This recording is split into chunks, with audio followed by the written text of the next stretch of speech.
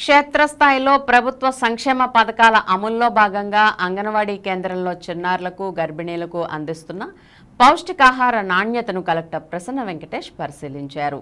ఏలూరు గానుగులపేటలో ఉన్న 3 అంగన్వాడీ కేంద్రాలను గురువారం జిల్లా కలెక్టర్ ప్రసన్న వెంకటేష్ ఆకస్మిక తనిఖీ చేశారు. అంగన్వాడీ పిల్లలతో ముచ్చటించి వారిని చిన్న చిన్న ప్రశ్నలు అడిగారు. పిల్లలు, గర్భిణీ స్త్రీలు, బాలింతలకు పౌష్టికాహారం అందించడానికి ప్రభుత్వం ప్రారంభించిన వైఎస్ఆర్ సంపూర్ణ పోషణ కింద అందించే సరుకుల నాణ్యతను పరిశీలించారు.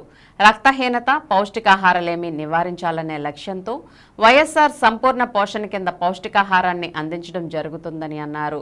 ఆరోగ్యవంతమైన భావి తరాల కోసం వైఎస్ఆర్ సంపూర్ణ పోషణ ప్లస్ కార్యక్రమాలను రాష్ట్ర ప్రభుత్వం మరింత బలోపేతం చేసిందని చెప్పారు.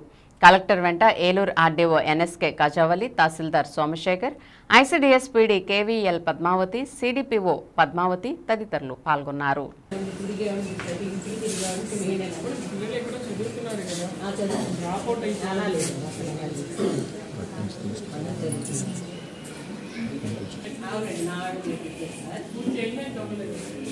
మొత్తం అయిపోయింది కదండి, పెయింటింగ్ ఒకటే అవ్వాలి సార్.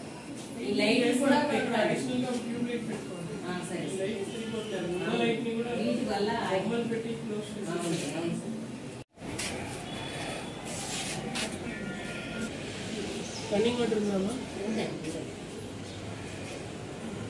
అది ఉండదు కదండి ఇక్కడ కంపల్సరీ ఒక ఉన్నాయండి.